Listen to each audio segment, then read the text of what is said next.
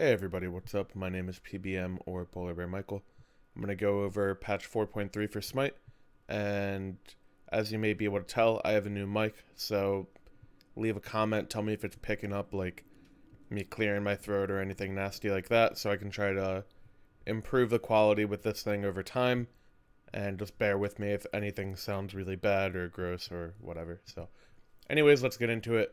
First off, skins, gonna just go past this. They're pretty cool, but I don't really feel like going over them. So first thing, Adventure Nike's Valerie of Victory. This is pretty similar to, what was the first one? Shing Ten's Mountain and then Fafnir's Wonderland. I think that's what they were called.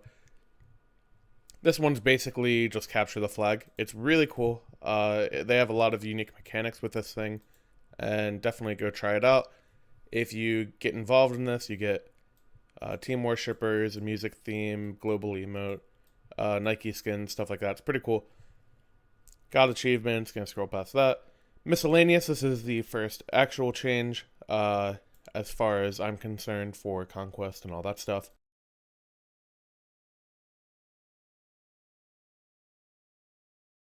So, I was kind of thinking of a way to word this, because I'm trying to get out of the habit of saying, like, a lot, so sorry about that. But basically, any pet from things such as, like, Falcon Turret, Bastet Cats, Nuwa Clay Minions, all that stuff, they no longer remove backdoor protections, which means that it's a lot harder to split push or, obviously backdoor, or just siege down towers when you're grouped with these type of gods. Like Nuwa, for example, was really strong at once you got a lead, it would be really easy to siege towers because you don't actually need a minion wave. You could just poke people out, and then when they have to back up, you just spawn your minions and then hit the tower with like your Hunter and Nuwa, and you can just siege really easily. So they basically removed that. In my opinion, this change was long overdue. People have been asking for this probably since the start of season 2. I shouldn't move that around like that. My bad. But yeah, people have been asking for this for a long time. It just makes the game feel a little bit more, or a little bit less cheesy, I guess is what I should say. This does impact Joust a good bit as well. Gods like Baka and Bastet were pretty strong in Joust, were dual. And now they don't really have the option to backdoor your towers as much. So that's pretty cool. This does mean that gods like Loki will probably be the premier push god, because Loki still split pushes very well. So instead of just straight up backdooring objectives and like having a Bastet walk up to your Phoenix and just take it, you now actually have to like push up with a wave, and then you can get rid of the prots, or like, I don't know. I just still think Loki is stronger because he doesn't have to use his ult to like tank tower aggro. So I don't know. And I had heard people say that Loki didn't remove backdoor prots anyways because it's not actually a pet. I think that's true, but I don't freaking play Loki, so I don't know. But anyways, a lot less backdooring, which is pretty nice. I'm excited for this. They did make up for the gods who got hit by this really hard, like Bastet and Nuwa a little bit later, so you'll see that. First up, this is a really interesting change kind of out of nowhere. I'm not sure why they did this, but basically all aura items except for Mystical Mail and Emperor's Armor do not affect minions or basically anything but gods anymore. So Heartward, Pestilence, Pythags, Sovereignty, Gauntlet of Thebes should be in here somewhere as well. Voidstone, Void Shield, Wardstone, all these things only apply to gods now. This actually does nerf auras a little bit more than you would think, but it's not a huge deal. You're still going to buy all of these auras, but pretty interesting change. Basically takes down the power level of these items just a little bit, that they don't apply to minions, but overall it's not really that big of a deal. Going on to Hand of the Gods. They just fixed the description. No real change to Hand of the Gods. Frenzied Ritual. This is a huge nerf, so people have been really complaining about rituals for a long time. They are just to keep it simple, they are really broken. They're all insanely overpowered. They really don't cost that much. They basically cost what a tier 1 of a normal item would cost. So you're sacrificing a tier 1 item for yourself to give your entire team a huge benefit that probably has the chance to just auto win a fight by itself. So yeah, it turns out that's pretty strong. So with Frenzy, what they chose to do is you were getting into situations where later in games, teams would buy multiple Frenzies. So you would see a soul laner and a support buy one, and then maybe like a jungler or a mid or somebody else gets it. And you would just have like 30 seconds of just unstoppable like fighting power. Like you just do so much damage. You can burn objectives so quickly. So now just having the duration of this ritual basically means that you have to save it for a little bit more impactful moments, and if you do stack the rituals to use one after another, you can't actually just have it going on for like 30 seconds. The maximum you can have is 25 seconds. So and that's if all 5 people on one team buy it. So that really won't come into play until really, really late game. So either way, good change. Nurse Frenzy a good bit. Don't take it for granted though. This item is still insanely broken. You can still use this to burn Fire Giant. 5 seconds of insane DPS is still definitely worth it. Or, you know, sieging a Phoenix or just winning a team fight, whatever. It's still a really good item, but it's nice to see it get some sort of adjustment heading into patch 4.3. Moving on to Rallying Ritual. So, Rallying Ritual can no longer be used on someone that is already being teleported to or someone that is currently teleporting. Basically, what this means is you can't cheese backdoor and rush like, have one person stand near the enemy's Phoenix and then have all 4 other people teleport to them and then just 5 men dive a Titan. You can't really do that anymore. Not as quickly, at least. You would have to have one person stand up there and then one person teleports to that person, and then there's 2 people up by the Phoenix, and then 2 more people teleport to those 2 people, and then the last one would teleport to any one of the 4.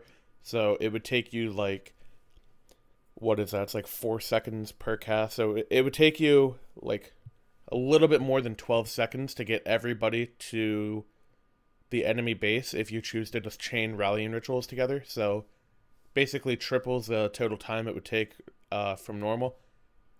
Pretty good change. Rallying Ritual is still really good. It still has a huge impact in the ability to get out of a fight and then teleport back in, so it's still really strong. But like I said, same with Frenzy. It's nice to see these rituals get a little bit of adjustment when they're being so abused and like just so game breaking for most games. So at least Hi-Rez is able to acknowledge that and try to tone down the power of these rituals a little bit. So overall, I'm pretty happy with both of these changes. Definitely nice work by Hi-Rez. This Bombas change is freaking awesome. So let me think of a good way to word this. So basically, Bombas was having the issue where if a jungler was weak and they needed to heal up from Bombas, your own team could prevent you from healing from a jungle camp by not allowing you to get the last hit. So this kind of sucks because obviously the jungler can get kind of screwed out of getting a little bit more health. And then the other downside is the team gets screwed over by waiting for the jungler to get every last hit because it does lower your clear speed just by a little bit, even though it's not much. It still is kind of a big deal. So basically, what Bombas will now do is that it will give the benefit, regardless of last hit, to whichever person is closest to the camp as it dies that has Bombas. So, say your mid laner and your jungler both have Bombas, but the mid laner isn't in range of the camp or is like further away from the jungler, then the jungler with Bombas will still receive the benefit of the passive. So the jungler is basically getting the full effect of Bombas, whereas the mid laner would be only gaining the clear side of Bombas with extra damage to the camps. So really good Bombas change. This will make a lot of junglers happy. It'll make a lot of casual and ranked games a little bit better because people don't have to rely on each other playing around Bombas correctly. It's kind of like in Season 2, they reduced the like assist range on creeps and everybody just zoned each other from experience. It was like a much more toned down version of that, but your teammates can't screw you over anymore, so really nice change. Moving on to Sands of Time and Soulstone and Vamp Shroud. Basically, all these items are going to give you more mana regen. Mages are having a lot of MP5 problems this patch, so Sands of Time gets a 0.5 buff per stack. Soulstone, I think, refunds 40 mana whenever you use the passive. And Vamp Shroud gives you 3 extra mana per creep kill. Going on to Shield of Regrowth. They increase the cost of this item by 100 and reduce the health of it from 300 to 200. So this item, if you buy it, it'll be less for just the good base stats, which are, it used to be 300 health and 20% CDR for 2k gold, which is really cost efficient. Now it will be 2100 gold for 200 health, 20% CDR. Still pretty good on the CDR side, but as far as health goes, definitely better items such as like Thebes or basically any other aura. And then you get the passive, well, you get regen, like HP 5, MP 5, and you get the passive, which is movement speed anytime you use an ability to heal yourself. Or I guess, yeah, I think any type of self-healing. So just an overall nerf to Shield of Regrowth, turning down the item a little bit. It's still really strong in my opinion. It's not horrible by any means. It's definitely really good. I don't know if you pick it up on gods like Fafnir or Amaterasu support as willingly as you would in the past, because it is a little bit weaker for yourself in terms of defense and obviously costs more. Like, I'm not sure if you would still take the option to spend, like, why would you not just spend 50 more gold and then get Gauntlet of Thebes? Like, that's a much harder argument to make for Regrowth, but it's still a really good item. I still think it has a ton of potential in the support role, and the CDR is really nice on it. God changes. So I mentioned with the backdoor change that they were going to buff the gods who were hit by this. So Bastet, 5% damage scaling on her open wounds. Pretty simple. Izanami, they lowered the base damage of her auto attacks from 40 to 36. This is a huge change because Izanami is basically the premier clear god, and in this meta, that has a lot of value to it. So trying to tone that down a little bit. She'll still be the strongest level 1 clear god in the game, I think, but she won't insta-clear the wave as fast as she was before. Kuzenbo, so a lot of people, including myself, were pretty disappointed with the release of Kuzenbo. I didn't feel like he was that strong. I didn't really feel that he was that impactful when I played him. He was really fun. He did have his moments where you get off like a clutch reflect, or you kill somebody with a ricochet one, or you body block an ability with the Nene Kappa, like all that stuff. It's pretty good, but overall he didn't feel like he had that huge impact that other support gods could have. So I was pretty disappointed with him. So they changed a lot. First off, they changed there's a couple descriptions. So Shell Spikes can now be activated when he's under the effects of crowd control. So this is his damage reflect. This is a huge change. This basically allows your Shell Spikes to be treated like Shield of Thorns, where if you get like Athena taunted into a Scylla combo, you can eat the taunt, and then as you see Scylla get ready to follow up, you could pop your 2 in the effects of the crowd control, and then reflect a ton of damage back to people. This makes it a lot harder for people to play around your 2. It allows you to counterplay the enemies instead of the enemies counterplaying you, which obviously having any change like that is super strong. This makes his Shell Spikes a really good ability now, in my opinion. I think that as far as a support god goes, it really isn't the greatest ability out there, but just in terms of being a generally strong like Guardian ability, this will be really insane if Kuzenbo works in any other role, particularly Soul Lane is the main one I'm thinking of. And from support, if you get later into a game and you're really tanky and you can afford to reflect a bunch of damage back to a hunter or something like that, or, you know, any burst mage like a Scylla, like a Thoth, then this is a really, really strong ability. Watery Grave, this is his ultimate. So they reduced the duration of this ability by 0.7 seconds. What this means is what it says right here is 1 less maximum knockup. I believe you could knock up people 5 times. It was either 4 or 5, but now it's either 3 or 4. I'm quite positive that you can knock them up 4 times in this duration of 2.1 if they're like in the range when you first pop the ult. So pretty fair change when you think about what he gets back from this. So With reducing the maximum knockup, they will also, it's something to keep in mind here, it also reduces his total CC immunity time because the alt just lasts a shorter amount of time. So he basically went from 2.8 seconds of CC immunity to 2.1. But anyways, moving on. His first damage hit is buffed from 60 to 220 all the way to 80 to 280, so a lot more burst on his ult, as well as the tick damage goes from 30 to 110 to 40 to 140. And then increase the movement speed buff he gets in this ult from 35 to 45%. So he's CC immune for a shorter amount of time. He gets one less maximum knockup, but he's faster and he does more damage. Overall, it's a pretty fair change, I think. The damage is more impactful than you would think. The damage can really add up on this ability if you're hitting a single target with every tick of the damage, or if you're hitting multiple people. Being able to deal a lot of area of effect damage can be very strong in a team fight, so you should never underestimate damage. And then obviously moving faster helps you catch up to people or push them even further away from their team, so on. So pretty good changes. And then Sumo Slam, why can't I get this the exact distance? Increase the damage of Sumo Slam from 65 to 185 to 80 to 200. Overall, I still think Kuzenbo is pretty underwhelming. Also, I might have just hit the mic there, so I'm really sorry if that made a horrible sound. But yeah, overall, he's still kind of weak in my opinion. The main change here is the Shell Spikes change. It makes him a lot better at kind of dealing with ADCs and burst mages, but it could be interesting. I still think this god has a really, really strong passive.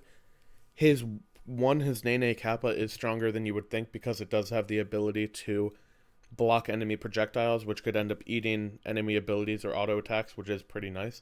But overall, it's super hard to value this god. I'm going to have to play him a little bit more, and he will be a bit more fun to play with these changes, mainly the two, like I said. But yeah, I don't know. Give Kuzenbo another try if you were someone that didn't really have fun with his release, and if you are someone that had fun with his release, hopefully you enjoyed the buffs that he got. Yeah, that's pretty much it. Then Nuwa, she got such an insane buff off of the removal of backdoor protections. It's actually nuts. Like, Shining Metal goes from 50 to 65% magical power scaling. This makes this ability hit like an absolute truck. And then decreased minion explode magical power scaling from 30 to 25%. I think that the Shining Metal change is a bigger deal than this slight nerf. I think the Shining Metal change makes her poke and her wave clear so much better that you might see Nuwa get a little bit more play. Another thing to note about Nuwa is there was an issue where Pythagorean's piece was buffing her minions to do 100 damage per auto attack, where they should be only doing 60 damage per auto attack.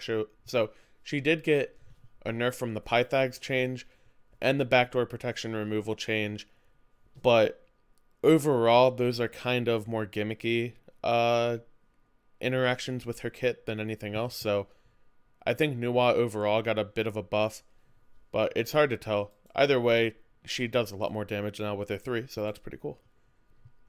Osiris, so interesting changes to Osiris. He hasn't really been touched for a while, but they just made him do more damage. This will make Osiris probably one of the strongest soul laners in the actual laning phase. He already was that, but now he can poke enemies way harder. His clear is a little bit higher because he does 10 more base damage at rank 1 of his Spirit Flail. So all of his jungle clear got buffed, all of his wave clear got buffed. He pokes harder, he does more damage to squishies. So just good changes for Osiris. He may see a little bit more play. He has gotten a few other buffs in the past, but very small ones at that, so it'll be interesting to see where Osiris feels, or how Osiris feels after this change. Ratatoskr. So this god, I hate him so much because he's so easy to just be a brain dead player and just get a ton out of his kit. So tier 2 of his Acorn is now 200 gold more expensive. So basically, at the start of the game, you can't go T2 Acorn and Bumbas and like a bunch of, I don't know, basically you have 200 less gold at the start of the game if you want to go T2 Acorn. That's the whole point. Like, you can go T2 Acorn plus Bluestone, but now if you used to do that, you could get a few potions. Now you can't get any potions because you're spending 700 on the tier 2, and then Bluestone is 800, putting you to 1500, so then you're out of gold. Blah, blah, blah. Dart, decrease the cooldown reduction from Flurry and Acorn Blast from 2 to 1 seconds per god hit. So his dash won't be up as often as it was before, and then reduce the radius of his ult. So basically reduces the radius of a big AoE damage knockup global ultimate from an assassin. Good change. Happy to see that. Soul has a pretty interesting change as well. Decrease the cooldown of her Radiance from 15 to 13. Also, changed the healing from 5 to 25% of missing health to 25% static at all ranks. This is a huge change. Definitely do not underestimate this. Soul Sustain will be insane in lane. And in combination with her supernova change, English is hard, increasing the damage of successive hits from 20 to 30%. Soul basically has a lot more of a mage style kit ever since the removal of Fatalis effect from her 3. So now Soul has really good trading ability because her 2 can poke very hard and she can heal up enemy poke with her 1. And now she can burst like Gold Fury, Fire Giant, and also just burst enemy gods under the effects of CC with her ult. So really interesting to see if Soul will see some play. It might be possible she moves into more of a mid lane position rather than an ADC position after this, but nice to see Soul get some adjustment. Terra. So Terra was one of my favorite gods when she was really OP. Not because she was really OP, but just because I found her fun to play. And then she got gutted when they removed some of the mechanics of her kit, notably the slow on her 2, her stun. They removed the slow while people were standing inside of that. It made it a little bit harder to hit the 2, as well as gave you less crowd control in the 2.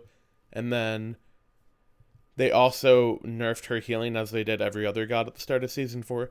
So Terra just felt really understated and pretty gutted. So in 4.3, they give her Monolith not only the dot damage as people stand in the, like, I guess, damage field of the 3, but now as soon as you break it, it deals a burst damage of 70 to 200.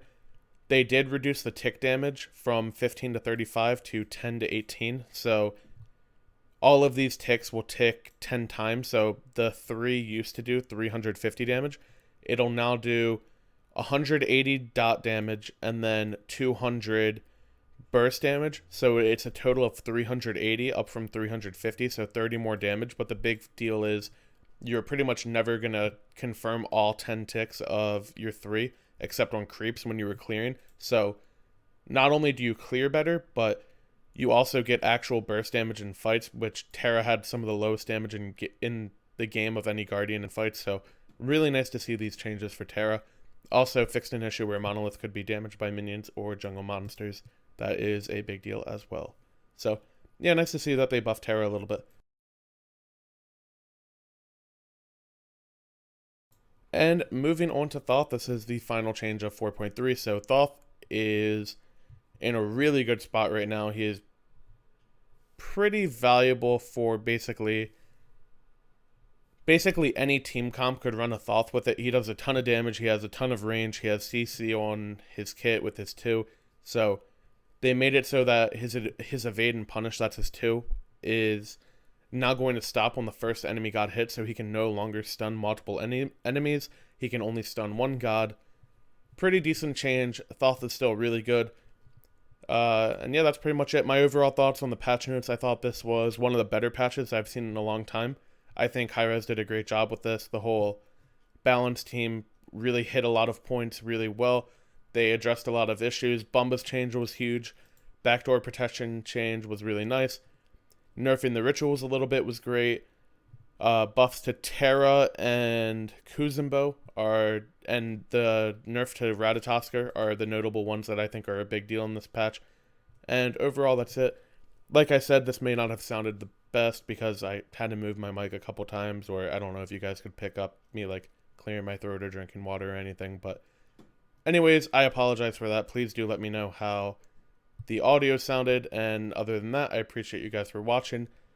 And yeah, have a good day.